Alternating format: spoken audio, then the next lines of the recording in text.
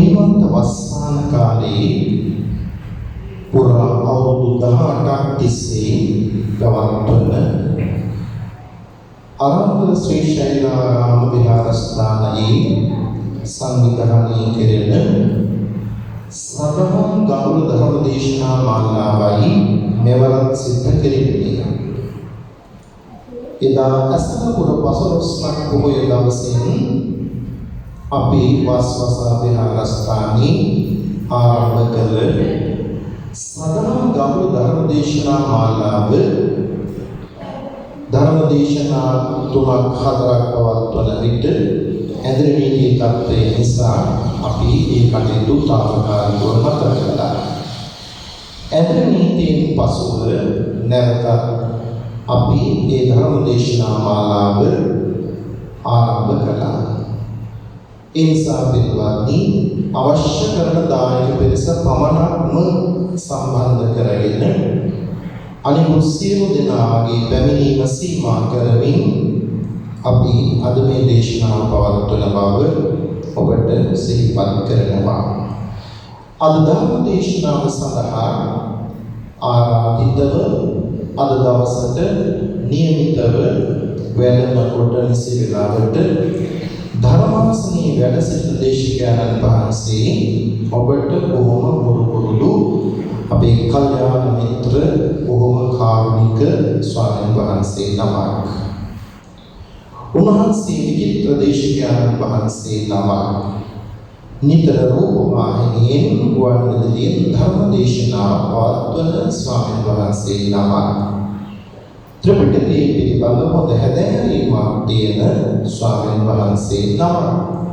උන්වහන්සේ බියගම කොට්ටුන්න ධම්මදස්සී බෞද්ධ මධ්‍යස්ථානයෙහි ප්‍රධාන අනුශාසක ගුවන්විදුලි රූපවාහිනී විචිත්‍ර ධර්ම කතික අතිපූජනීය අපේ දොළොස්වර උදිතදීර මහා ස්වාමීන් වහන්සේ උන්වහන්සේගේ මෙවරක් වැඩම කිරීම පිළිබඳව අපි ප්‍රණාමය පුණ්‍යානුමෝදනාව පළ කරනවා. අපි කරන මේ මහා පින්කම් බලෙන් උන්වහන්සේට නිදුක් නිරෝගී සුවපත් භාවය චිර ජීවනයේ සැලසේවා. සිතක් ශාන්තියක් යහපතක් ආරක්ෂාවක් වේවා කියලා කවුරුස්සාරකය. පින්වත්නි, මෙවර කටින මහ පින්කමෙහි ප්‍රධාන කප්පිකාරක දායකත්වයේ දරන්නේ අපේ පින්වත් පිටියේ ජයසීල ජයවර්ධන මැතිණිය, සෝමදාස ජයවර්ධන මැතිතුමා, ප්‍රසන්න ජයවර්ධන මැතිතුමා, මැතිණිය එලාන ජයවර්ධන මැතිණිය, එම මැතිතුමන් ආදී පවුලේ පින්වත් පිරිස කටයුතු ආරම්භ කරන්නට අපි සිහිපත් කරනවා සම්බුදු පහන දක්වන්නට අපේ ප්‍රසන්න ජයවර්ධන මැතිතුමාට.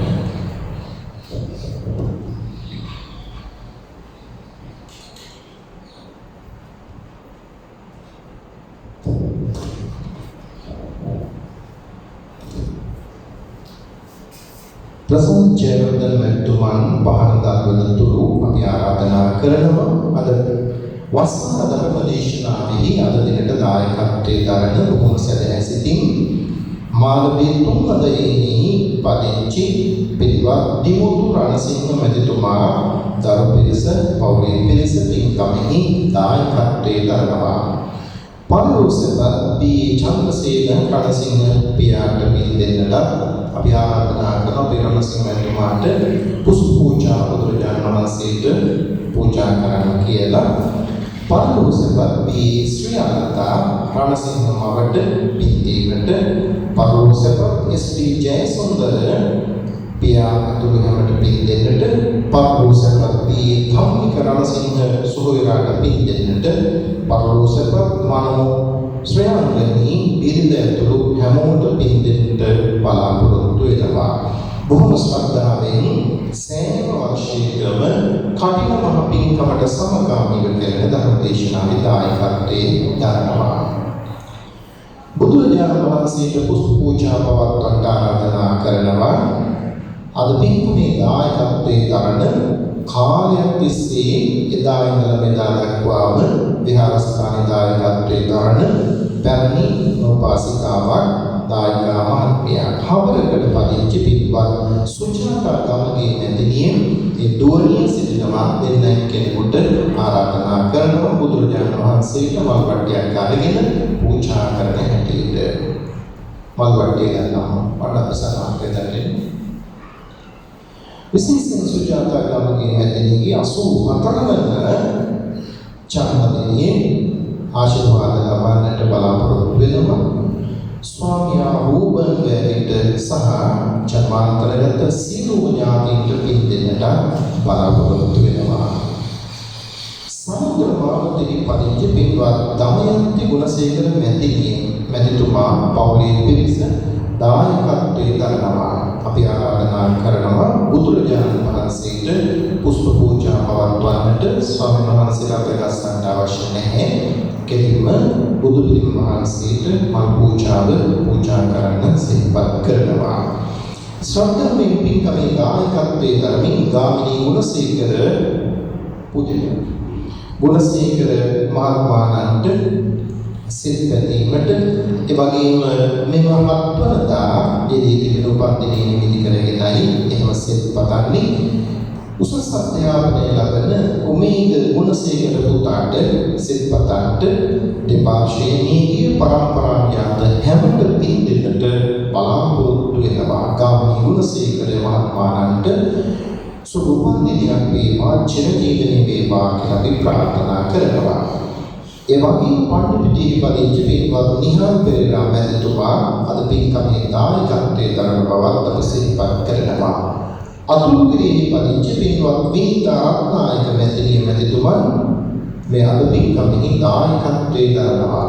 එන්න බුදුරජාණන් වහන්සේට පුෂ්ප පූජාවෙන් මනින් පවත්වන හැටියට සිහිපත් කරනවා. එතුමිය විහාරස්ථානයේ ඉදිකිරීමට බලාපොරොත්තු වන නව විහාර මන්දිරයේ ධර්මශාලාව ධාතු මන්දිරයේ සහිත පංචමහා ඒ මහල් පහකින් නිර්මාණය කරන්න බලාපොරොත්තු වන වෙහි විහාර මන්දිරයේ සඳහා විශේෂ ආධාර මුදලක් අද දවසේ පූජා කරන බවත් සිහිපත් කරනවා. විශේෂයෙන් ප්‍රියන්ත බුද්ධික පුතාට ඒ ඔක්තෝබර් 1 වෙනිදාට ජන්මාන්තරගත වී වසර 16ක් පිරෙනවා. පින් දෙන්නට හැමදාම පින්කම් කරනවා. මීගොඩ වැලි සේනවත්තේ හේනවත්තේ පදිංචි වසිති ලෙස්ලි සේනාරත්න අයියාට පින් අනුමෝදන් කරනවා. ඒ වගේම මර්ලින් ආර්ටිකල් අම්මා සෝමපාල අයියාට ඒ වගේම එම් ආරෝන් බාප්පා ඇතුළු ඒ චන්ද්‍රසිරි මහත්මයාගේ මවට සහ පියාට හැමත නම් කීලෝකී පින් දෙන්නට බලාපොරොත්තු වෙනවා. මදුවක ජේසේකර මැතිතුමා මැතිණිය අද පින්කමෙහි පින්සිතින් දායකත්වයේ දරනවා. පැමිණ සිටිනා බුදුරජාණන් වහන්සේට මල් පූජා කරන්නට එන්නට ආරාධනා කරනවා. මදුවක මැතිතුමා මැතිණියගේ විවාහ සංවත්සරයේ ඒ දසවසරක් සම්පූර්ණ වෙනවා. ආශිර්වාද පතනවා. පවුලේ හැමත රටවාසී හැමත මේ වසංගත දුරු වෙලා ආශිර්වාද දෙන්න කියලා ප්‍රාර්ථනා කරනවා. දෙපාර්ශ්වයේදී හැමත පින් අනුමෝදන් කරනවා.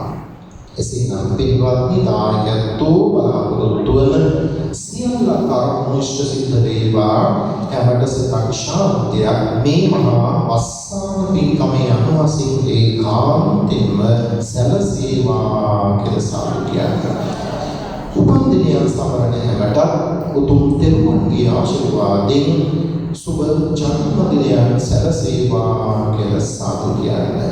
ඒ වගේම ලෙඩින් සිටින හැමදෙනා නිරෝගී වේවා. කරදරයට විපත්තියටපත් හැමදෙනාටම පළාත්වාසී, ගම්වාසී, රටවාසී, ලෝකවාසී හැමත සිත ශාන්තිය ආරක්ෂා සම්පත්තිය ලැබේවා කියලා සාදු කියන්නේ. ඒ ප්‍රාර්ථනාවන් සමග අපි ආරාධනා කරනවා කටින් මහමින්කමේ දායකත්වයේ දරන අපි ප්‍රසන්න ජයවර්ධන මැතිතුමට ස්වාමීන් වහන්සේට දැහැත් පට්ටිය පූජා කරන හැටියට තිරියන් ලේසුවක්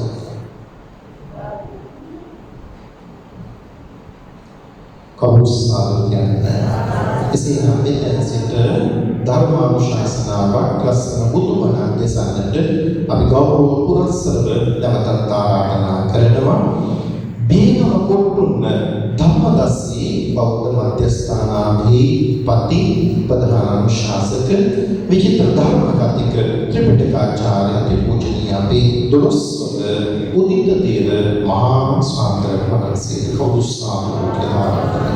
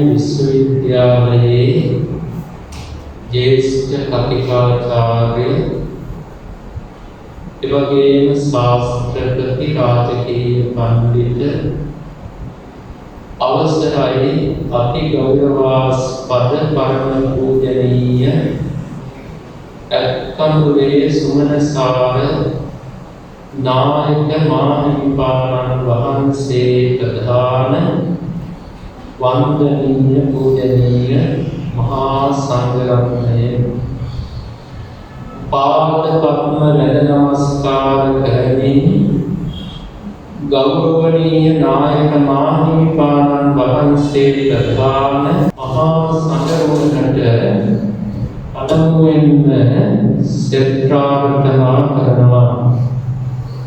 තෙරුවන් සතු සූවිසි මහා ගුණ බලයෙන් ගෞරවනීය ස්වාමීන් වහන්සේලා නිදුක් වෙත්වා, නිරෝග වෙත්වා, සුවපත් වෙත්වා, දීර්ඝායුෂ ලබත්වා කියලා සාදු කියලා ප්‍රාර්ථනා කරනවා. ඒ වගේම දායකත්වය දරන සියලු සත්පුරුෂයෝද පිරිවර සහිතවම නිදුක් වෙත්වා නිරෝග වෙත්වා සුවපත් වෙත්වා දිගාසිරි ලබත්වා බණවසන සෑම දිනමත් නිදුක් වෙත්වා නිරෝග වෙත්වා සුවපත් වෙත්වා දිගාසිරි ලබත්වා කියලා සෙත් පතනවා. ඊළඟට ධර්ම දේශනාවටයි අවධානය යොමු කරන්නට බලාපොරොත්තු වෙන්නේ. අද මාතෘකාව දිගට තෝරාගත්තේ මේ බුද්ධ ශාසනය තුල ඉරහඳ වගේ ප්‍රසිද්ධ ගාථාවක්. මේ ගාථාව දන්නේ නැති කෙනෙක් නැතුව ඇති. මේ ගාථාවෙන් උගන්වන දහම් කරුණු පිළිබඳව අසා නැති කෙනෙක් නැතුව ඇති. එච්චරට ප්‍රසිද්ධ ගාථාවක්. ඉතින් ප්‍රසිද්ධ ගාථාවක් වුණත් නැවත ඇසීම වරදක් නොවේ. බණ ඇසීමේ ආනිසංස ගැන සඳහන් කරන විට දේශනා කරලා කියනවා අස්සතං සුනාති. අහල නැති දේවල් අසා ගන්නට ලැබෙනවා. ඒක පළවෙනි ආනිසංසය. සුතං පරියෝදතේති. සුතං පරියෝදතේති කියන්නේ අහලා තියෙන දෙයක් නම් දේශනා කරන්නේ අපි අහලා තියෙන දේවල් පිරිසිදු වෙනවා. පිරිසිදු වෙනවා කියන්නේ තව නිරවුල්ව තව හොඳට වැටහෙන්න ගන්නවා. ඊළඟට කංකං විතරති. කංකං විතරති කියන්නේ ධර්මය පිළිබඳව නොදන්නා කම නිසා සැක උපදින තැන් තියෙනවා. සද්ධාව නැති නිසා නෙමෙයි. නොදන්නා කම නිසා ඒ කාරණාව දන්නේ නැති නිසා කෙනෙකුට සැකයක් ඇති වෙන්න පුළුවන්. එහෙම සැකයක් ඇති වුණා කියලා මේ සද්ධාව නැහැ කියලාම කියන්න හොඳ නැහැ. සද්ධාව නැති නිසා සමහර අය සැක උපදිනවා. නමුත් සද්ධාව තියෙන සමහර සත්පුරුෂයන්ට නොදන්න කම නිසා සැක ඉපදෙනවා. අන්නේ සැක දුරු වෙනවා. වනහනකොට ඒක ආනිසංසයක්. ඊළඟට චිත්ත මස්ස පසීදති කියලා දේශනා කළා.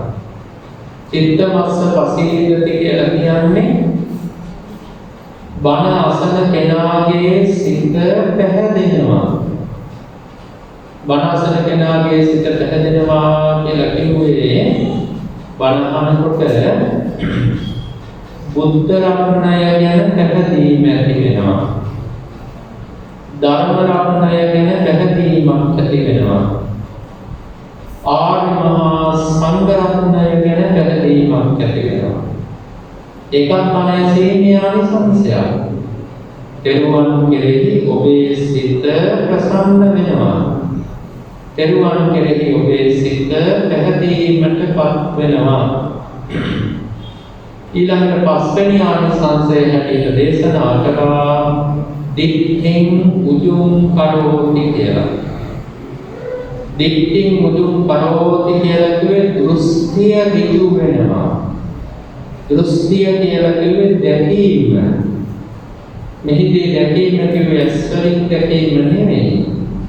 මනසින් දැකීම. මනසින් දැකීමත් දෙආකාරයි. වැරදි ලෙස මනසින් දකිනවා මිත්‍යා දෘෂ්ටිය. නිවැරදි විදිහට යථාර්ථය මනසින් දකිනවා සම්මා දිට්ඨිය. බෞද්ධ අපිට තියෙන්නේ සම්මා දිට්ඨිය. අනබනහනකොට සම්මා දිට්ඨිය ඍජු වෙනවා. ඍජු වෙනවා කියලා කියන්නේ මොකද්ද? අපි හිතමු කැපෙන්නේ නැති පිහියක් තියෙනවා. ඉතින් මේ කැපෙන්නේ නැති පිහියෙන් ගස් කපන්න නම්, එළවලු කපන්න නම්, මේ පිහියෙන් හොඳට වැඩ ගන්න නම් හොඳට මුවහත් වෙන්න ඕනේ. අන්න ඒ වගේ තමයි කනාසන විට සම්මා දිට්ඨිය මුවහත් වෙනවා.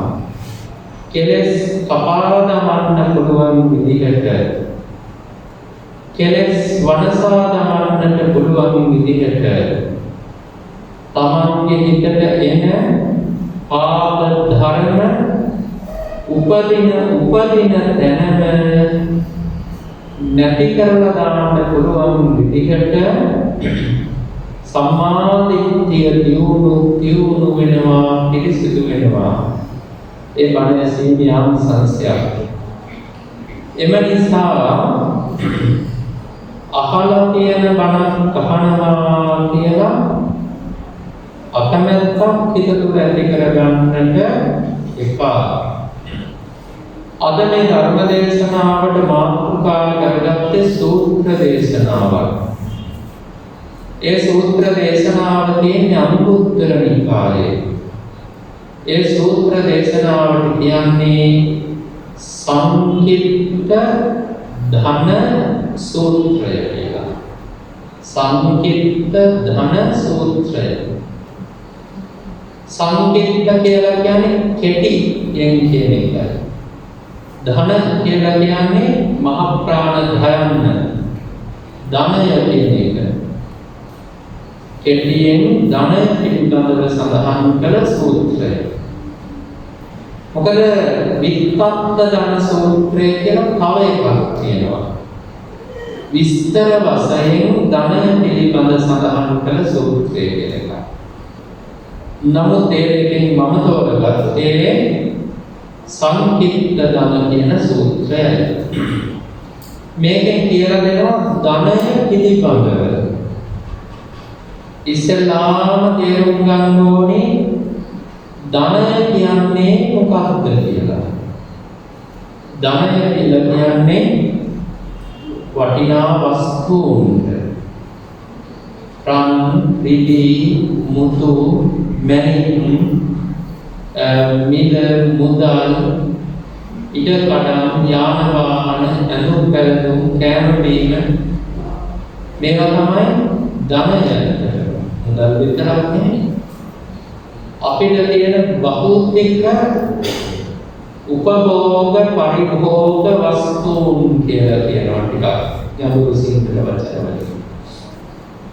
සරලව කිව්වොත් අපිට තියෙන භෞතික හැම දෙයක්ම ධනය. භෞතික දේවල් විතරක් නෙමෙයි. අපිට ඉන්න නෑදෑයෝ, දරුවෝ, ස්වාමියා, භාර්යාව, අලියතුන් ඉන්නවා නම්, ගවයන් ඉන්නවා නම්, අස්වැයන්, එළුවන්, කුකුලන් මේ ඔක්කොම ධනය. මෙන්න මේ ධනය පිළිබඳව තමයි කතා කරන්නේ. හැබැයි මේ ධනය විස්තර කරන්න මම සඳහන් කරපු දේවල් සහ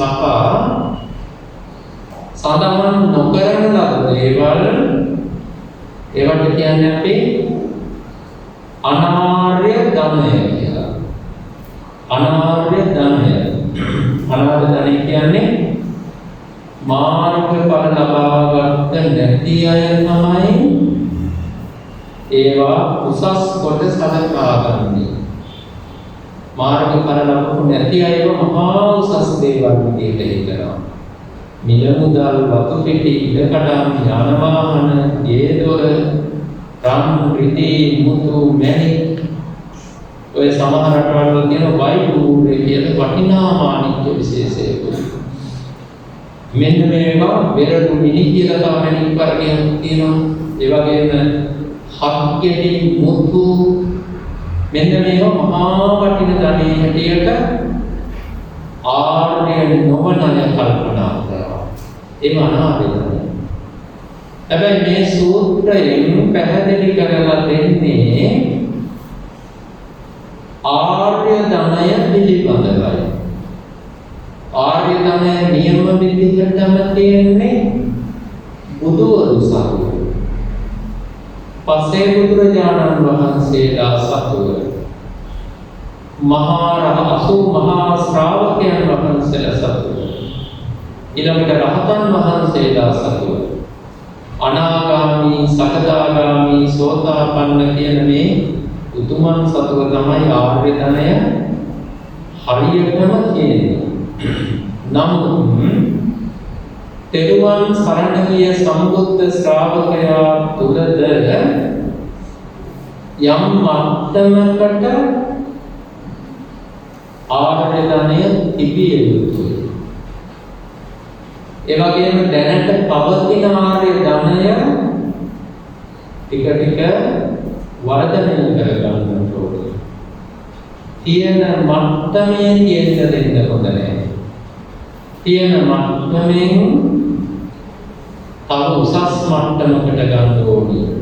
තෙරුවන් සරණ ගිය පුතග්ජන ශ්‍රාවකයෝ මාර්ගඵල ලබාගත්ත නැති අපි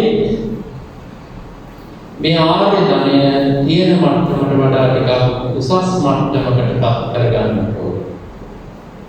දියුණු කරගන්නට ඕනේ. වර්ධනය කරගන්නට ඕනේ. මොනවද මේ ආර්ය ධනය කියලා දැන් බලමු. කොහොම දන්නවනේ? පළවෙනි එක මොකද්ද? සද්ධා ධනං. පළවෙනි එක තමයි සද්ධා ධනය. සද්ධා ධනය කියන්නේ කුමක්ද? බුදුරජාණන් වහන්සේ සද්ධාව ගැන කියනකොට නිතරම දේශනා කළේ මෙන්න මේ විදිහට සද්ධාති තථාගතස්ස බෝධින් කියලා. සද්ධාති කියන්නේ අදහනවා. තථාගතස්ස කියන්නේ බුදුරජාණන් වහන්සේගේ බෝධින් කියේ අවබෝධය. අපිට තේරෙන විදිහට කිව්වොත් බුදුරජාණන් වහන්සේගේ අවබෝධය අදහනවා. බුදුරජාණන් වහන්සේගේ අවබෝධය කියලා කිව්වේ කොහොමද? උන්වහන්සේගේ අවබෝධය කියලා කිව්වේ සර්වඥතා ඥානය. සර්වඥතා ඥානය කියලා කිව්වේ සියල්ල දන්නා සියල්ල දක්නා නුවණ. අන්න සද්ධාව කියන්නේ මොකක්ද කියලා හොඳට තේරුම් ගන්න ඕනේ. මා සරණ ගිය භාග්‍යවතුන් වහන්සේ සියල්ල දන්න කෙනෙක්. ඒ වගේම සියල්ල දකින කෙනෙක්. එන්න මේක විශ්වාස කරනවා නම් ඒකට තමයි සද්ධාව කියන්නේ. තවත් කිව්වොත් උන්වහන්සේ අතීතය පිළිබඳව අවබෝධ කරගත්ත කෙනෙක්. වර්තමානය පිළිබඳව අවබෝධ කරගත්ත කෙනෙක්. අනාගතය පිළිබඳව අවබෝධ කරගත්ත කෙනෙක්. තුන් කාලය පිළිබඳවම දන්නා කෙනෙක්. එන්න මේ විශ්වාසයෙන් යැදීම යමෙකුට තිබේ නම් ඒ තමයි සද්ධාවනය කියන්නේ. තමන්ගේ ශාස්ත්‍රෝන් වහන්සේ සියල්ල දන්න කෙනෙක්, සියල්ල දකින කෙනෙක්, තුන් කාලයම අවබෝධ කරගත්ත කෙනෙක් කියලා මුළු හදවතින්ම අදහනවා. මුළු හදවතින්ම පිළිගන්නවා, විශ්වාස කරනවා. ඒ පිළිබඳව සැක කරන්නේ නැහැ. කෙනෙකුට හිතෙන්න පුළුවන් බුදුදහම අදහන දහමක් නෙවෙයි කියලා. බුදුදහම දර්ශනයක් නේ කියලා.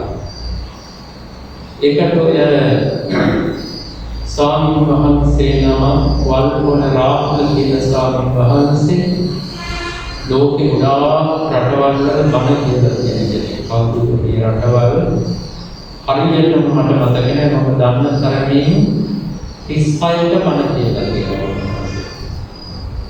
හැබැයි උන්වහන්සේ බණ කියලා කියන්නේ ලංකාවෙන් ගිහිල්ලා ඒ රටවල් වල පදිංචි වෙලා ඉන්න ලාංකික බෞද්ධයන්ට නෙමෙයි. එහෙම බණ කියනවනේ ගොඩක් හාමුදුරුවෝ. අපි උනත් රට ගිහිල්ලා බණ කියන්නේ සුද්දන්ට නෙමෙයි. ලංකාවේ ගිහිල්ලා ඒ රටවල පදිංචි වෙලා ඉන්න මිනිස්සු තමයි අපි ගිහම අපි වටා එකතු වෙන්නේ. ඉතින් බණ කියන්න කරනකොට ලංකාවේම තමයි එහෙ ගිහිල්ලා.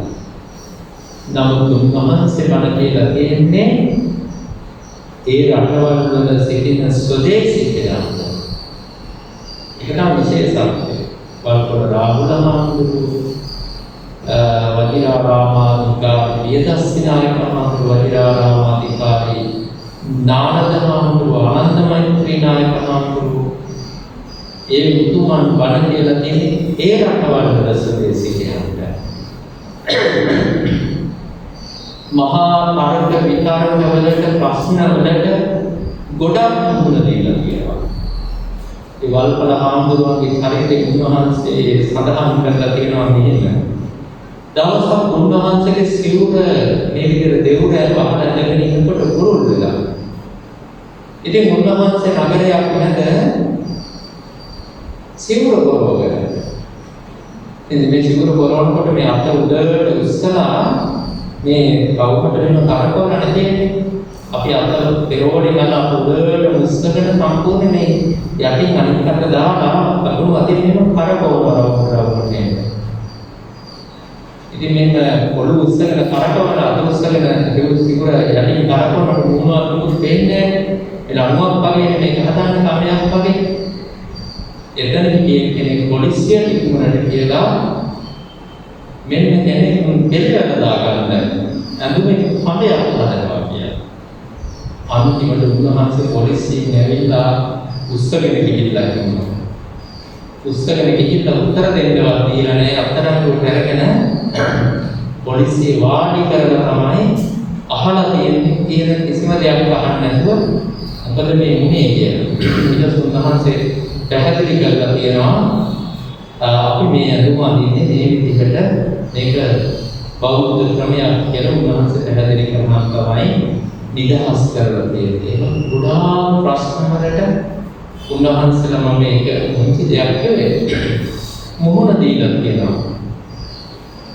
ඉතින් ඒ වල්පොළ රාහුල හාමුදුරුවෝ බුදුදහම ආගමක්ද දර්ශනයක්ද කියන එක පිළිබඳ ලස්සන පිළිතුරක් කියලා තියෙනවා. උන්වහන්සේ ලියපු පොතක බුදුන් වදාළ ධර්මය කියලා රටවල් 40ක භාෂා 40කට පරිවර්තන වෙලා තියෙන පොතක්. ඒ පොතේ මෙන්න මෙහෙම සඳහන් කරනවා ආගමක් දර්ශනයක් අදහන්න ඕනේ එකක්ද නැති එකක්ද කියන එක. උන්වහන්සේ කියනවා මලේ ඇති දේ කින අපරෝසය කියන මල කවර නමකින් ගත නිදි සුවඳම පතුරුවයි. මලේ ඇති දේ වැඩක් නැහැ. අපි රෝස කියලා මලකට කිව්වා ඒ මලේ නම වෙනස් කළා කියලා සුවඳ වෙනස් වෙන්නේ.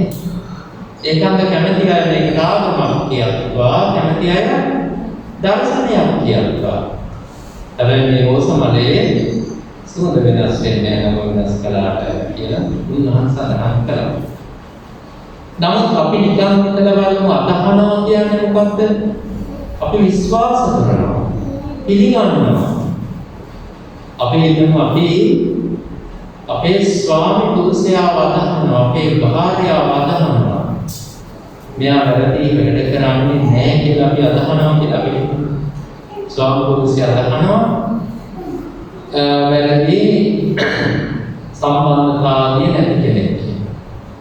භාර්යාව අදහනවා බොහොම පිරිසිදු චරිතවත් ජීවිතයක් ගත කරන කෙනෙක් කියලා. අපි හිතන්නේ අනෙක් එහෙම අදහනවා. එහෙම අදහාගෙන ඉන්න විට මේ අදහාගෙන ඉන්න කෙනාගේ වැරද්දක් අපිට අහු වෙනවා. ස්වාමියාගේ නැත්නම් භාර්යාවගේ වැරද්දක් අහු වුණාට පස්සේ අපිට හොඳටම එන්නේ යනවා, තරහ යනවා. ඇයි? අපි කියන්නේ මම ඔබ විශ්වාස කළා. ඔබ කියන්නේ නෑ තමසේ කියලා කියනවා. තමසේ විශ්වාස කළා. හැදෙන්නුවා.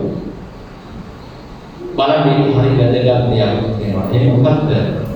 අපි කැමති සත්‍ය අදහන්න මේ ජාතියෙම ජාතියක් ලංකාව ජාතිය සත්‍ය අදහන්න කැමති.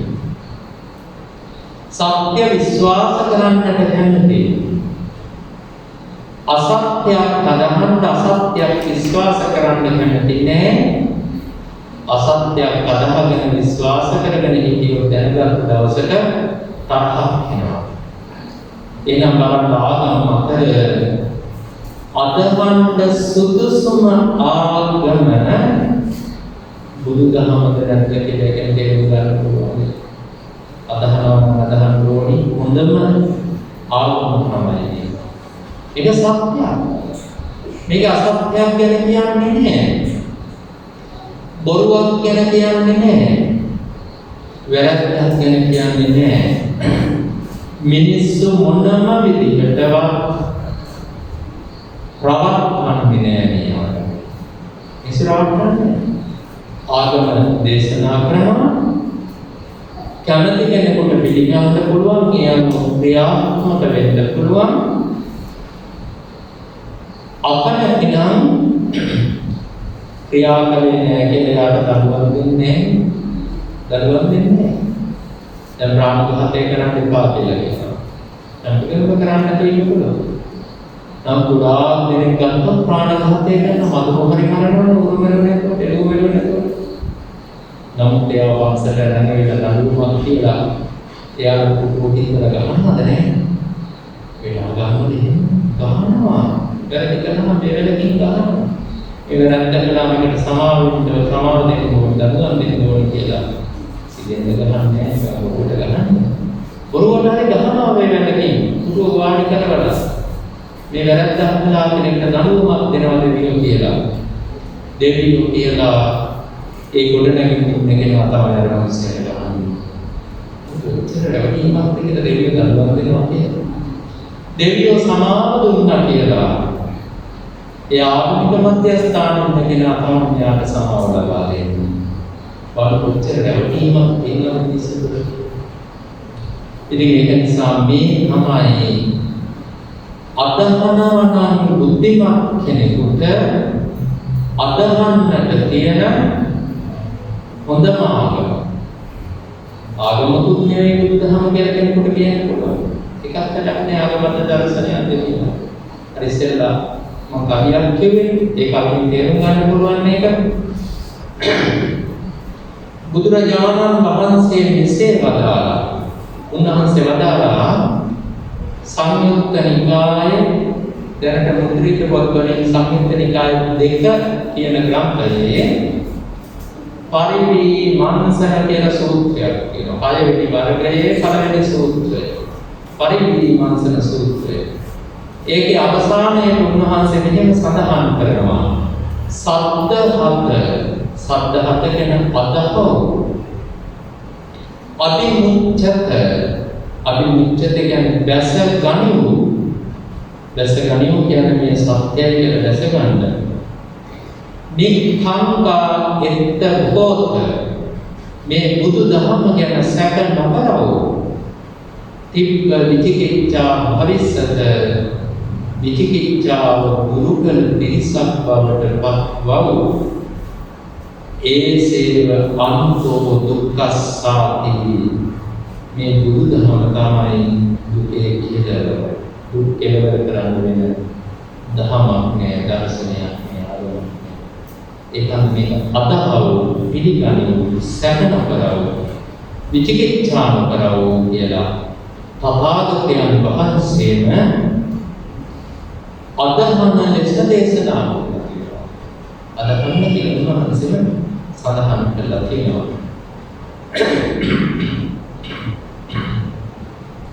ඒ අනුව තේරෙන්නට ඇති සද්ධාව කියන්නේ මොකක්ද කියලා කියන්නේ.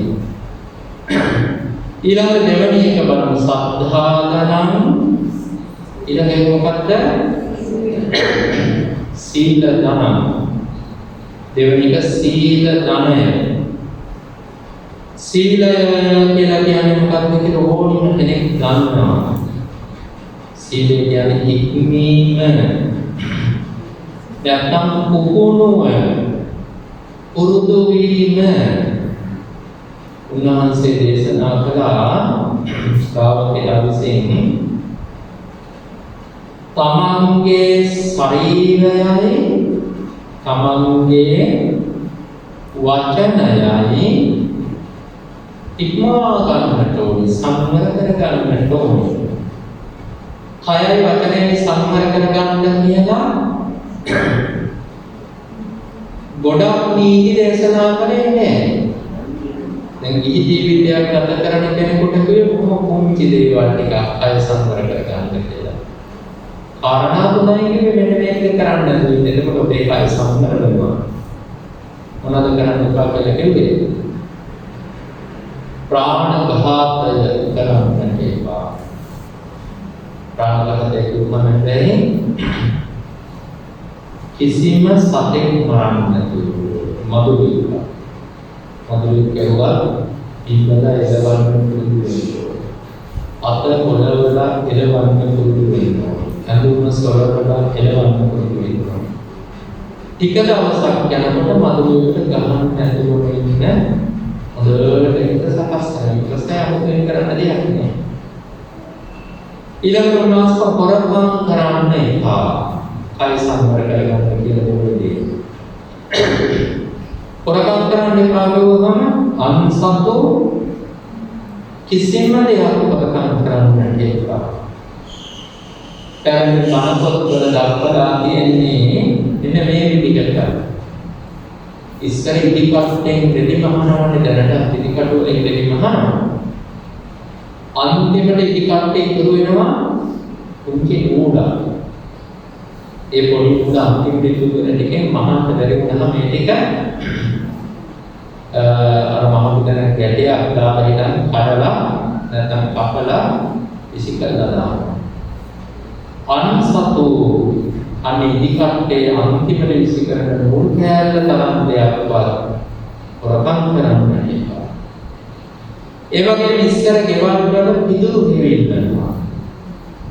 අන්සතු පිදුරු ගහක් තරම් දෙයක්වත් වහලක තියෙන පිදුරු ගහක් තරම් දෙයක්වත් හොරකම් කරන්න එපා. ඒකෙන් කියන්නේ සම්පූර්ණයෙන්ම හොරකම් කිරීමෙන් වැළකී වාසය කරන්න කියලා. ඒක බොහෝම ලස්සන වචන කීපයක් තියෙනවා සූත්‍ර දේශනාවල. ඒ වචනය තමයි අතේනේන සුචි භූතේන අත්තා විහෙරති. ඒ කියන්නේ සොරකම් නොකරන පිරිසිදු සිතින් වාසය කරන්න. සොරකම් කරන්න නැතුව ඉන්න විතරක් නෙමෙයි. හොරකම් කරන්න හිතන්නේ නැතුව ඉන්න. සමහර වෙලාවට හොරකම් කරේ නැතුව හොරකම් කරන්න හිතෙනවා. හොරකම් කරන්න හිතුණාට හොරකම් සිද්ධ වෙන්නේ නැහැ, සීලයට එන්නේ නැහැ හිතුණාට. එමත් බය වෙන්න එපා. නමුත් මේ පිරිසුදු හිතක් ඇති කරගන්න හොරකම් කරන්න හිතන්නවත් නැතුව ඉන්න තරම් පිරිසුදු හිතක් ඇති කරගන්න කය සම්පූර්ණ කරන්න කියන දෙවෙනි දේ. ඒක ඉතින් හැම දෙයකදී මේක කල්පනා කරන්න ඕනේ. රැකියාවේද, නිවසේදීද, පොදු ස්ථානවලදීද හැම තැනකදීම ප්‍රකම් කරන්න. ඊළඟට දේශනා කළේ කාමයේ වරදවා හැසිරීමෙන් වැළකීම. සමහර අයෝ කාමය කියලා කිව්වහම එයා කියනවා කාමය කියන්නේ රූප, ශබ්ද, ගන්ධ, රස, ස්පර්ශ. මේවා තමයි පංචකාමය කියලා. නෑ වෙනවල කියලා නෙමෙයි කිව්වේ. වෙනවල කියලා කිව්වනම් එහෙම රූප දිහා බලන්න හොඳ නෑ. රූප දිහා බලනකොට ලස්සන රූපයක් දිහා බලනකොට ශික්ෂාපදයක් වෙනවා. එහෙනම් ඉතින් ඇස් දෙක වැදගෙන ඉඳ වෙනවනේ මේ කටවල් බහගෙන ඉන්නවා වගේ ඇස් දෙකක් අතගෙන ඉන්නවා. ශබ්ද එපා කියන්නේ නැහැ. සිංදු අහන්න එපා කියන්නේ නැහැ කිහියයි. ඊයත් සිංදු අහන්න උදයාස එපා කියන්නේ කිහියේ දෙකේ එකක් නෙමෙයි රූප එක ශබ්ද එක. ඇස කන්ද කියන සුවඳ වර්ග සුවඳ එක ගන්නවත් එපා කියලා බුදුරජාණන් දේශනා කළේ නැහැ කිහියේ. රසට ගන්න එපා කියලා දේශනා කළේ නැහැ. ස්පර්ශය මේ හැම එකක්ම එපා කියන්නේ නැහැ. ඒවා කාමයේ කියලා මේ පංචකාමයේ විස්තර කරන්නේ කාමයේ මිච්ඡාචාරා කියන ශික්ෂාපදයේදී මේ ශික්ෂාපදයේදී කාමය කියලා කියන්නේ ස්ත්‍රියකට නම් තමාගේ ස්වාමි පුරුෂයා නොවන අන්‍ය පුරුෂයන්ට කියන නමක් තමයි කාමය කියලා කියන්නේ. කාමවස්තු කියන්නේ පුරුෂයෙකුට නම් තමාගේ භාර්යාව නොවන අන්‍ය ස්ත්‍රියකට. ඒ කියන්නේ තමාගේ ස්වාමියා නොවන තමාගේ භාර්යාව නොවන කෙනෙක් දිහා බලන්න එපා, කතා කරන්න එපා, hina වෙන්න එපා, තකට දෙන්න එපා. එහෙම නෙමෙයි. එහෙම නොකර ලෝක ජීවත් වෙන්න බැහැ මිනිස්සුන්ට. මේ කිව්වේ තමන්ගේ ස්වාමියා තමන්ගේ භාර්යාව නොවන කෙනෙක් සමග අමුසැමියන් පිටිකට හැසිරෙන්නට එපා කියන එකයි. එච්චරයි දේශනා කරේ. කාමී වර්ධව හැසිරීමෙන් වළකින්න කිව්වේ ඒකට කෙටියෙන්. එහෙම නැතුව රූප, ශබ්ද, ගන්ධ, රස, ස්පර්ශ හරින්න කියලා නෙමෙයි. එහෙම අතහරින්න කිව්වනම් නේද විද්‍යාවක් නැති වෙලා යනවානේ. රූපේ නැහැ කිව්වොත් මොන පිළිගන්නත් බැහැ ලස්සනට. එකක් රූපේ ලස්සන කරගෙන ඉන්නවා. අදින්නත් බැහැ නේද ලස්සනට. සුවඳ වර්ගයක් ඇඟට ආලේප කරගන්නත් බැරි වෙලා යනවානේ. ඒක නිසා ඒවා ධර්මයේ විස්තර කරලා තියෙන විදිහ තේරුම් ගන්නට ඕනේ. ඔන්න කය සංවර කරගන්න කිව්වා ඔය ටික. රාමකපතෙන් වල තියෙන සොරකමින් පාමිත්‍යත. ඊට වචනය සංවර කරගන්න කියලා දේශනා කළා. ඒකෙන් දේශනා කළා පන්සිල් වලදී නම් මේක දෙයයි. බොරු කියන්නේ නැතුව. පන්සිල් වලදී ඉච්ඡායි වචන සංවර කරගන්න. බොරු කියන්නේ නැතුව. දැන් කේලම් කියන්න එපා. ඔයාලා කේලම් කිව්වොත් පන්සිල් කඩෙන්නේ. පරස වචන කියන්න එපා. ඒ පරස වචන කිව්වොත් පන්සිල් කඩෙන්නේ. හිස් වචන කියන්න එපා. හිස් වචන කිව්වොත් පන්සිල් කඩෙන්නේ නැහැ. පව් සිද්ධ වෙනවා. පන්සිල් වල අදහස් කරේ බොරු කීමෙන් වැඩකීම. හැබැයි එතන තව ටිකක් ඉස්සරහට යනකොට ධර්ම මාර්ගයේ පුරුදු කරනකොට ආර්ය අෂ්ටාංගික මාර්ගයේ තියෙන සම්මා වාචා කියන එක. ධර්ම මාර්ගයේ පුරුදු කරනකොට සම්මා වාචා වලට එන්න ඕනේ. පන්සිල් වලින් පටන් ගන්න බොරු කීම විතරක් නැතිලා ධර්ම මාර්ගයට ආවපස් සම්මා වාචා වලට එන්න ඕනේ. සම්මා වාචා වලට ආවම නම් බොරු කියන්නේ නැහැ. කේලම් කියන්නේ පන්සිල් වලට ආයේ නැති වුණාට කේලම් කියන්නේ ලොකු පාපයක්. පරුස වචන කියන එක ලොකු පාපයක්. අපි හිතන්නේ කෙනෙක්ගේ හිත දෙන්න කතා කරලා කියන එක පවක් කියලා අපි හිතන්නේ නැහැ. බැන්න කියලා කෙනෙකුට හිතෙන් දෙන්න කතා කරලා කියන නමුත් ඒක ලොකු පාපයක්. ඊළඟ හිස් වචන කියන එක හිස් වචන වලින් අපාගාමී වෙනවා කියලා පිටකේ හෝ වට්ට කතාවේ සඳහන් වෙලා නැහැ. නමුත් හිස් වචන දස අකුසල් වලට අයිති වෙලා තියෙනවා. අනික් අකුසල් වලද කියලා කියනවා බහුල වශයෙන් කරන ලද්දේ අපාගාමී වෙයි කියලා. හිස් වචන වලදී බහුල වශයෙන් කරන ලද්දේ අපාගාමී වෙයි කියලා නැහැ. එසේ කියලා නැති වුණාට මතකය අඩු වෙන්න හේතු වෙනවා. නිකර හිස් වචන කතා කරනකොට මෙලොවම ටික ටික මතකය අඩු වෙනවා. තවත් දෙයකින් කිව්වා හිස් වචන භාවිතය වැඩි වෙනකොට සිහිය අඩු වෙන්න පටන් ගන්නවා. සතිය කියන එක කියනවා. සතිය කියන කෙනා මේ ඉවරයක් නැතුව තොර තෝන්චියක් නැතුව කියවන්නේ නැහැ කොහොමද? අර සතියට ලොකු මාන්නයක් වෙනවා. ඉතින් සම්මා වාචා වලට එනකොට ඒ මට්ටමවලින් පන්සිල්වලදී බොරුවෙන් විතරක් වැළකෙනවා. තව ඉස්සරහට යනකොට වචනයෙන් වෙන අනිත් පෙර දෙකක් හදාගන්න උපුරු වෙන්න ඕනේ එක සීලයමයි. මොනවටිකට තමයි සීල ඊළඟට සුරාපානය. සුරාපානයෙන් කයයි වචනයයි දෙකම සංවර වෙනවා. කයත් සංවර වෙනවා, වචනයත් සංවර වෙනවා. ලැජ්ජා බය ඇති වෙනවා.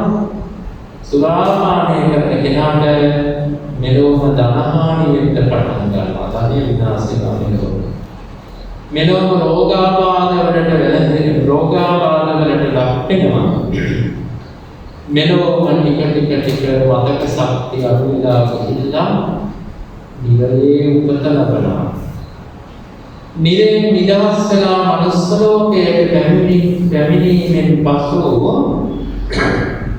මන්ද බුද්ධික වෙලා නැත්නම් ඉගෙන ගන්න බැරි කෙනෙක් වෙලා මන්ද බුද්ධික වෙලා යමක් තේරුම් ගන්න බැරි වෙලා උපත ලබනවා. ඔය තමයි සීල ධනය. සත්තා ධනං සීල ධනං. ඊළඟ තුන්වෙනි ධනය මොකක්ද? සත්තා ධනං සීල ධනං. ඊළඟට ඉරියොත්ප්පියං ධනං. එකටම ධන දෙකක් කියනවා. ඉරියොත්ප්පිය. ඒ දෙකම අපි එකට විස්තර කරමු. ඉරි කියලා කියන්නේ ලැජ්ජාවට. ඔත්තප්ප කියලා කියන්නේ බයට.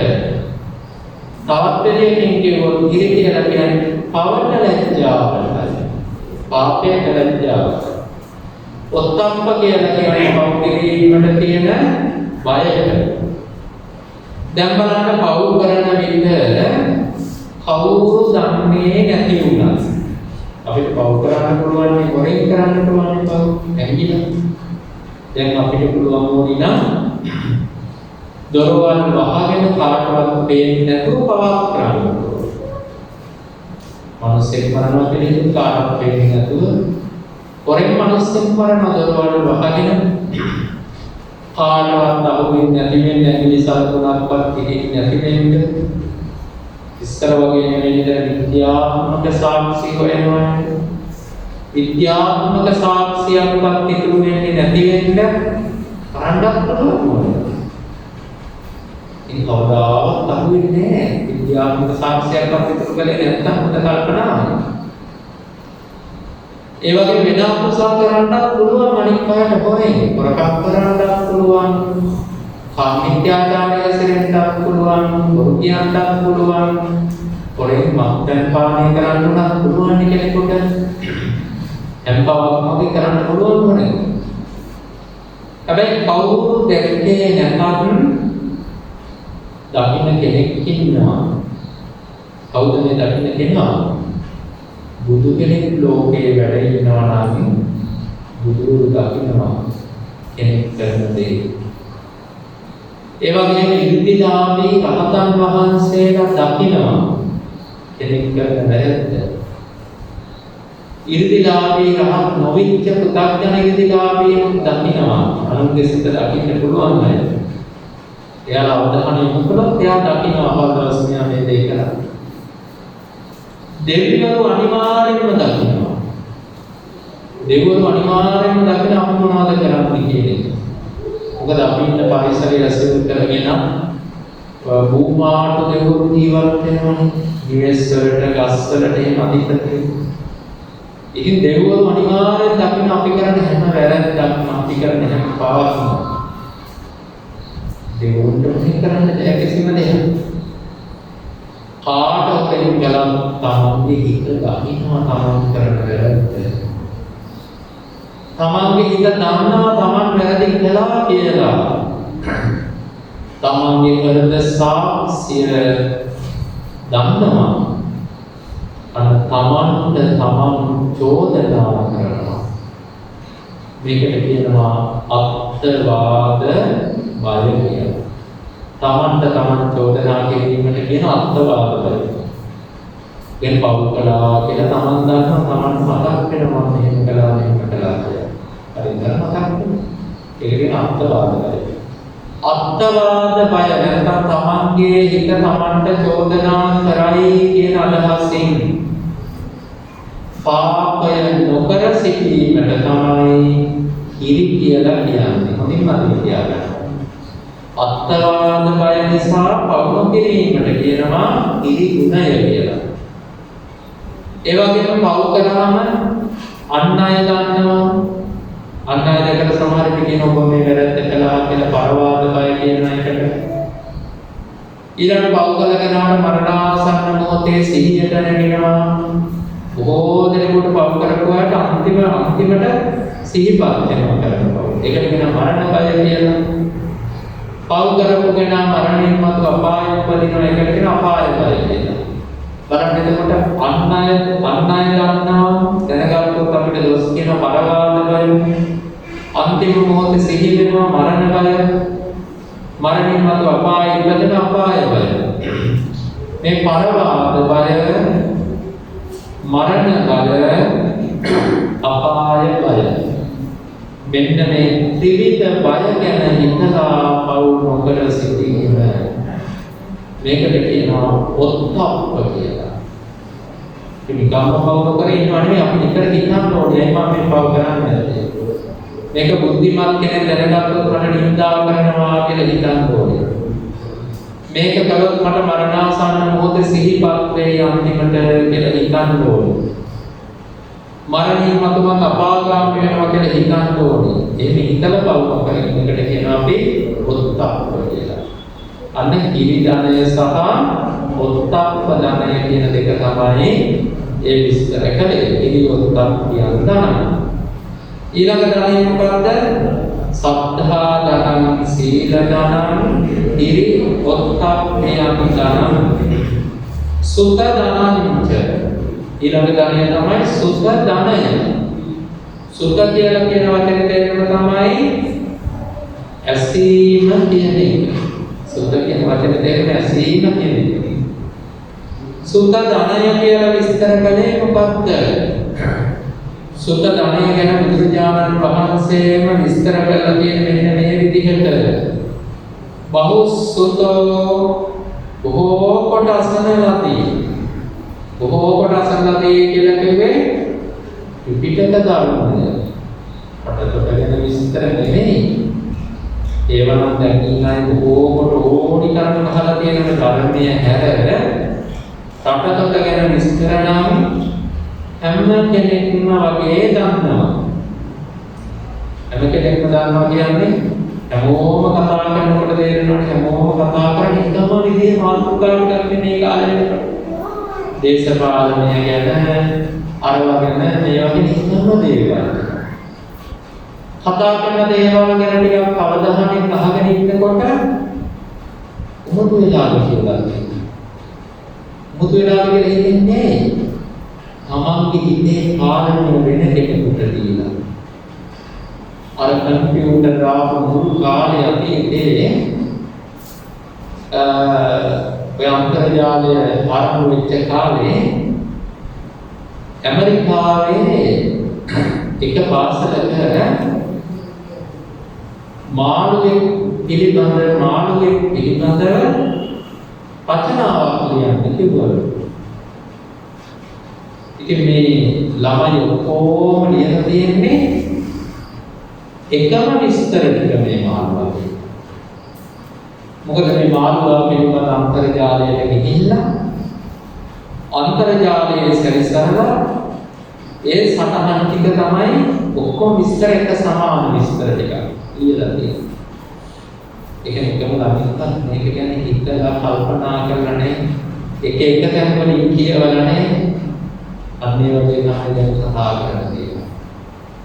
එක්ක මුදුපතේ පිටිච්ච නැත්නම් වෙනස් සමාජ මාධ්‍ය ජාලයක පිටිච්ච කොහේ තමන් තියනවා. පුත්තක්වත් හිතන්නේ කල්පනා කරන්නේ. ඉතන කල්පනා කරන ස්වභාවය අයින් වෙලා අර මාධ්‍ය ජාලාවකට තමන්ගේ හිත පාලනය කරන්න දීලා තියෙන්නේ. ඉතින් මේ කියාවත් කළා තියෙන්නේ ඔසේම උගෙන තමයි. තමන් හිතන කල්පනා දුරු පරිහානියක් අපිට වෙන්නේ. අපේ හිතේ හැකියාව එකතු නැති වෙනවා. ඒක නිසා පුළුවන් තරම් මේ වැඩකට නැති දේවල් අනිත් අයට කියන එක නවත්තන්න ඕන තරම් විතරම හිතන්න ඕනේ. අනුන්ගේ හිත තුළ දේශය උපදවන දේවල් කතා කරන්න නවත්තන්න ඕන. ඒකට කියන්න හොඳ නෑ ඕක කියවන්න යන්න එපා කියලා. වුණත් පොදුවේ උත්තරේක කාටවත් කියන්නේ නැහැ. පොදුවේ කියන්නේ කාටවත් කියන්න හොඳ නැහැ. කියනකොට අහගෙන ඉන්න ඕනේ. වචනකින් දෙකකින් උත්තර දෙන්න ඕනේ. නැත්නම් එයා තරහ වෙනවනේ. හැබැයි තමන් මුතර කල්පනා කරන්න ඕනේ අනුන්ගේ හිත තුළ තරහ උපදින දේවල් කියන්නේ නැතුව. අනුන්ගේ හිත තුළ අධික ආසාවල් උපදින දේවල් කියන එක අඩු කරන්න ඕනේ. අනු මුලාවටපත් වෙන ධර්මයෙන් තොර මුලාවටපත් වෙන දේවල් මොහේ උපදින දේවල් කියන එක අඩු කරන්න ඕනේ. අන්න සුත ධනය කියලා කිව්වේ නම් ඒ වල්පල් අහලා තියෙන එක නෙමෙයි, ඒවා කියවල බලලා තියෙන එක නෙමෙයි, සමාජ මාධ්‍ය ජාලාවල බහුලව සෙන්සර්ව කියන එක නෙමෙයි. පිටක ධර්මය ඕකට අහලා තියෙන බහුසුතෝ සුතදරෝ අසරණ ලද ධර්මය මතක තියාගෙන ඉන්නවා හිත තුළ. සුත සම්නිච්ඡයෝ ධර්මයේ රැස් කරලා තියාගෙන ඉන්නවා, තමන්ගේ හිත තුළ ගබඩා කරලා තියාගෙන ඉන්නවා දහම් කාරණාවන්. මෙන්න මේකට තමයි මේ බහුසුත බව කියන්නේ. ධර්මයේ දෙවලට අහලා ධර්මයේ මතක තියාගෙන ධර්මයේ ගබඩා කරගෙන ඉන්නවා. ආයුධ ගබඩාවක් තියෙන්න ඕනේ රටකට. හොඳ ආයුධ ගබඩාවක්. මොකද යුද්ධයක් ආවට පස්සේ ආයුධ ගබඩාවෙන් තමයි ඒ රට බේර ගන්න පුළුවන්. අන්න ඒ වගේ අපි මේ කෙලෙස් නැති කරන යුද්ධයකට සැරසෙන්නේ. මේ යුද්ධයට යන්න අපිට ආයුධ ගබඩාවක් තියෙන්න ඕනේ. ඒ ආයුධ ගබඩාව තමයි අපේ දහම් දැනුම. ඒ ආයුධ ගබඩාවේ තමයි තරහක් ඇති වුණොත් මොකද කරන්න ඕනේ? ආයුධ ගබඩාවේ තියෙන ආයුධයක් මෛත්‍රී කරන්න. මෛත්‍රී කරනවා හරියන්නේ නැහැ. එහෙනම් අනිත්‍ය වශයෙන් මෙනෙහි කරන්න ගන්න හේතු ටික. බලන්න ඉතින් ඉවර වෙලා යනවනේ හේතු අනිත්‍ය වශයෙන් දැක්කම ඵලයෙන් තරහ ඵලයෙන් ඒක දැක්කේ ඉවර වෙලා යනවද? ඊළඟට අනුන්ට හිංසාවක් කරන්න, පීඩාවක් කරන්න අදහසක් එනවා.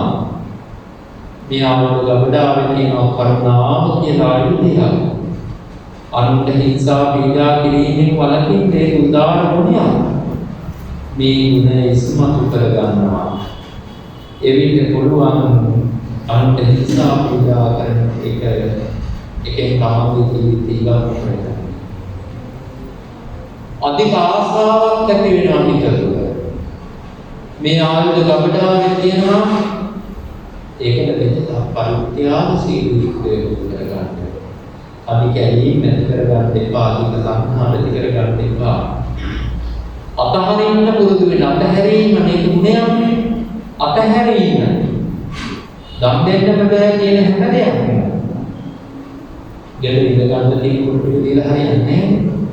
හැබැයි කුරුටු එකේ තියෙන සංහාව අතහැරලා ඒක පාවිච්චි කරන්න පුරුදු වෙනවා. ඒකට පාළියෙන් කියනවා විගත මන මච්චේරේන චේතසා අගාරං නක්ඛා වසති කියලා. මසරු මල දුරු කරන ලද සිතින් ගිහිගෙදර වාසය කරයි කියලා කියනවා. අර තියෙන අධික තණ්හාවෙන් තොරව ගෙදර වාසය කරන්න පුරුදු වෙන්න අවශ්‍යයි. මෙන්න මේක තමයි අපිට තියෙන බහුසුත බව, සුත ධනංච. ඊළඟ එක තමයි ඡාගෝච. සුත ධනංච ඡාගෝච. ඊළඟ ධනය සද්ධා ධනං, සීල ධනං, කිරි වර්තං පියං ධනං. සුත ධනංච හයවෙනි එක ඡාගෝච. ඡාගෝච කියන්නේ ත්‍යාගය. ත්‍යාගය කියන්නේ දානයට, පරිත්‍යාගයට. ඒක පුදුමාකාර වටින ධර්මයක්. ඉස්සර මම ඈත පන්සලක ටික දවසක් හිටියා. ඊනකොට මේ පන්සලට දවසක් වයස් එක ටිකක් ලෙඩ දුරුවල ශරීරයක් තියෙන මහත්මයෙක් ගොඩාක් උත්පත් කෙනෙක්. එතුමා ඇවිල්ලා නායක හාමුදුරුවන්ට කියනවා නායක හාමුදුරුවනේ මට බෝධි පූජාවක් තියාගන්න ඕනේ. මාත් එතන වාඩි වෙලා හිටියා. නායක හාමුදුරුවෝ තමසේ දානයක්වත් දෙනවද මේ බෝධි පූජාවක් තියාගන්න? උන්වහන්සේ කතා කරන්නේ එහෙමයි. තමසේ දානයක් හදනවා. නෑ නායක හාමුදුරුවෝ. මොකද නායක හාමුදුරුවෝ මට කවුරුවත් නෑ. මම කුලී වැඩ කරන ජීවත් වෙන්නේ. මගේ අම්මලා තාත්තලා නෑ සහෝදර සහෝදරියෝ මැරිලා. මම කන්නේ ඉන්නේ කුලී වැඩ කරන ජීවත් වෙන්නේ දුක වෙලක් නෑ. ඉතින් මට තාම දෙන්නේ ඉතිහාස නෑ. උන්වහන්සේ එහෙම කියලා හරියන්නේ නෑ දානයක් දෙනවා. තමසේ දානයක් දෙන්න නැතුව නම් පොදුගාව කියලා දෙන්නේ කියලා. එහෙනම් ලබන 28 වෙනිදා කුලී වැඩ කරලා මාමාගෙන් කරන්නේ මොකද ඔයගොල්ලෝ මේ මගේ වාසාවනේ මම උන්වහන්සේගේ උදේ කියන්නේ ඒක නිසා ජීවිතේ ඕන හන්දා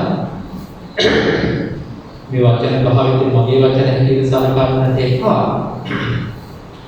තමසේ මාමාගෙන් කරන්නේ නැහැ.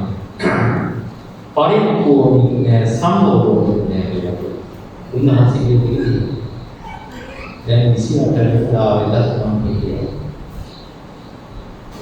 මේ දැනත්තා පාන් දෙවියක් කරගෙන ඒ වගේම අර කොසලි කවරයක දාලා පරිපූර්ණයක් කරගෙන හෝටලෙකින් මේ නායක මහතුරු ආමින දෙන්න මහත්මයා දාතම්සිකෙන්නේ ආමින දෙන්න මහත්මයා මෙයාව දාන ශාලාවට එක්කගෙන යන ආකාරයට පෙරගමන් යන්නේ යාට. එක්කගෙන ගිහින් පාන් දෙන ආකාරවල අකලා බුද්ධ පූජා ආදී හොදලා එයාට කියන මේ පාන් කෑල්ලා බුද්ධ පූජාවට බෙදලා පරිපූර්ණ වෙන වාදනයේ බුද්ධ පූජාවට බෙදලා නායක මහතුරුන් තුතු බියසලා මෙයා බුද්ධ පූජාවට කරනවා. කාලත් එහෙම දුරියන් නැහැ නායකවරු මේ මම දැකපු එක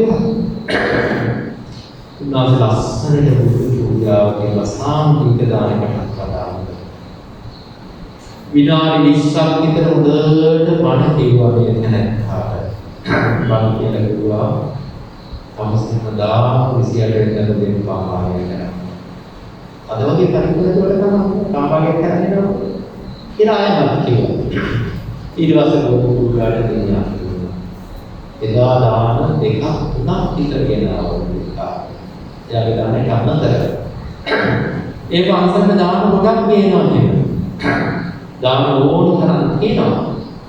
ඉතින් නායකයන්වලට කිව්ව මෙච්චර දාන දෙකේ මිනිස්සුන්ට දානය දෙන්නේ. මම දානයක් දෙන්නේ කිව්වේ කන්න ඕන නම් නෙමෙයි. මේ මිනිස්යාට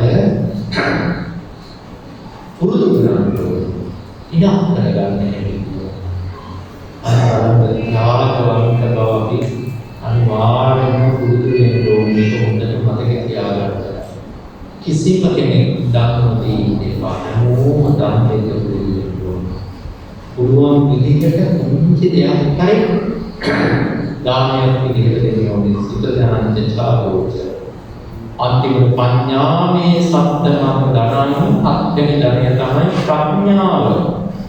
ප්‍රඥාව කියලා අදහස් කරන්නේම විදර්ශනා වැඩිවීමට. ඒ දහම් ධර්ම නෙමෙයි දහම් ධර්ම සුත ධනය කියලා විස්තර කළානේ. ප්‍රඥාව පිළිගන්න ගස්සන කොට නවත්තන්න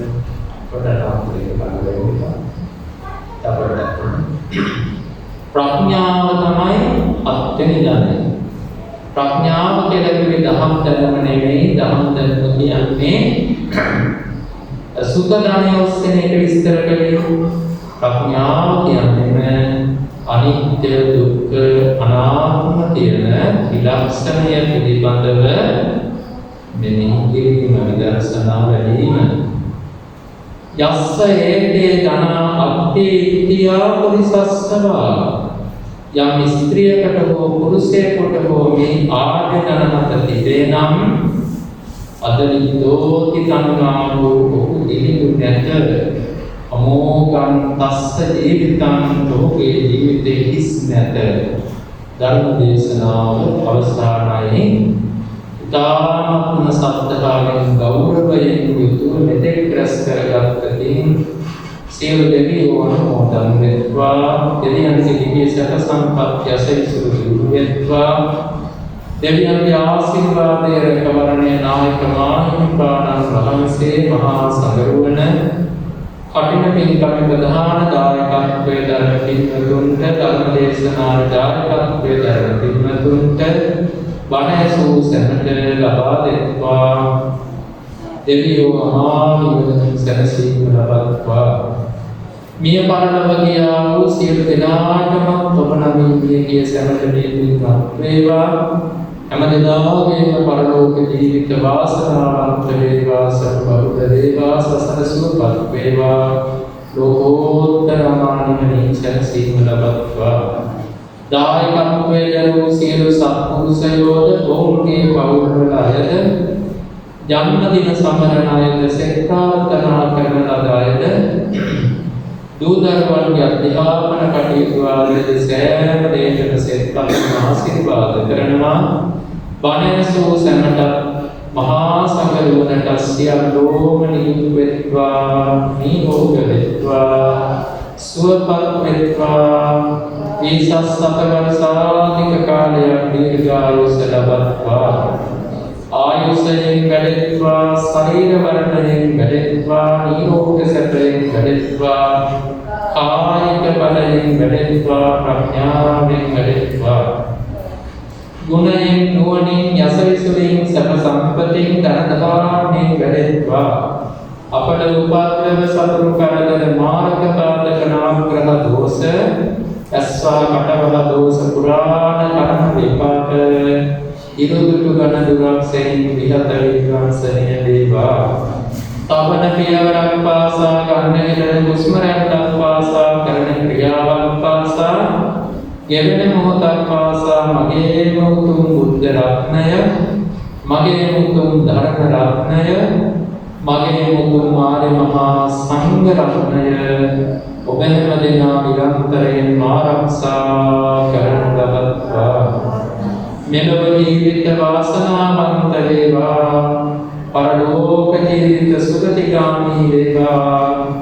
සසර ගමනේදී නරක තිරිසන් ප්‍රේත අසුර කියන සතර ආකාරයකට නොරැකේවා.